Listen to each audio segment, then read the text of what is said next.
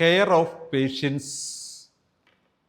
Patients 11ാമത്തെ standard COP11. അതിൽ നമ്മൾ 8ഓളം ഒബ്ജക്റ്റീവ് എലമെൻറ്റിൽ 7 കമ്മിറ്റ്മെൻറ്റും ഒരു എക്സലൻസുമാണുള്ളത്. ഇത് നമ്മുടെ പീഡിയാട്രിക് സർവീസസ് സേഫ് ആയിരിക്കണം എന്നതിനെക്കുറിച്ചാണ് പറയുക. നമ്മുടെ ആശുപത്രിയിൽ പീഡിയാട്രിക് സർവീസസ് സേഫായിട്ടായിരിക്കണം പ്രാക്ടീസ് ചെയ്യുന്നതെന്നും നിയോനാറ്റൽ കെയർ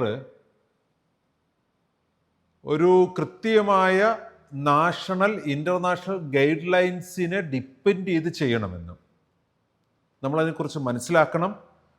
അതിന് നമ്മൾ ഡോക്യുമെൻ്റ് ഉണ്ടാക്കണം. ആ ഗൈഡ് ലൈൻസ് അനുസരിച്ച് ട്രീറ്റ്മെൻറ്റ് കൊടുക്കണം. ഏജ് സ്പെസിഫിക് കെയർ ടേക്കേഴ്സ് ഉണ്ടാവണം.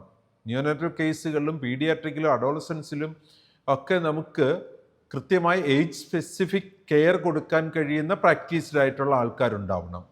സ്പെഷ്യൽ കെയർ വേണ്ടുന്ന ചിൽഡ്രൻസ് ഉണ്ട്, അവർക്ക് സ്പെഷ്യൽ കെയർ കൊടുക്കാനായിട്ട് നമുക്ക് കഴിയണം. അതുപോലെ തന്നെ നമ്മുടെ കുഞ്ഞുങ്ങളുടെ ഒരു വളർച്ച ഡെവലപ്മെൻറ്റിനെ സഹായിക്കാൻ ഇമ്മ്യൂണൈസേഷനും ന്യൂട്രീഷണൽ അസസ്മെൻറ്റും നടത്തുന്നതിനുള്ള സംവിധാനം നമ്മുടെ ഹോസ്പിറ്റലിൽ ഉണ്ടാവണം. അതേപോലെ തന്നെ നമുക്ക്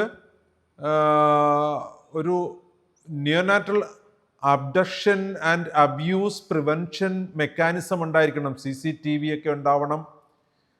ആവശ്യത്തിന് സെക്യൂരിറ്റി, കുട്ടികളുമായിട്ട് ബന്ധപ്പെട്ട സ്ഥലങ്ങളിൽ തട്ടിക്കൊണ്ടുപോകലുകൾ സർവ്വസാധാരണമായ ഒരു കാലഘട്ടത്തിലാണ് നമ്മൾ. അതിനുള്ള സംവിധാനം, പ്രിവെൻറ്റ് ചെയ്യാനുള്ള സംവിധാനം നമുക്കുണ്ടാകണം.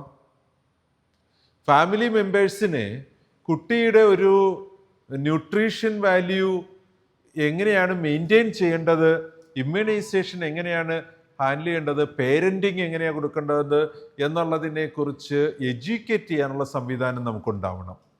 കൗമാരക്കാരെ ഹാൻഡിൽ ചെയ്യാൻ ഉള്ള സംവിധാനങ്ങൾ ഉണ്ടെങ്കിൽ അത് എക്സലൻസിൽ കൂട്ടും.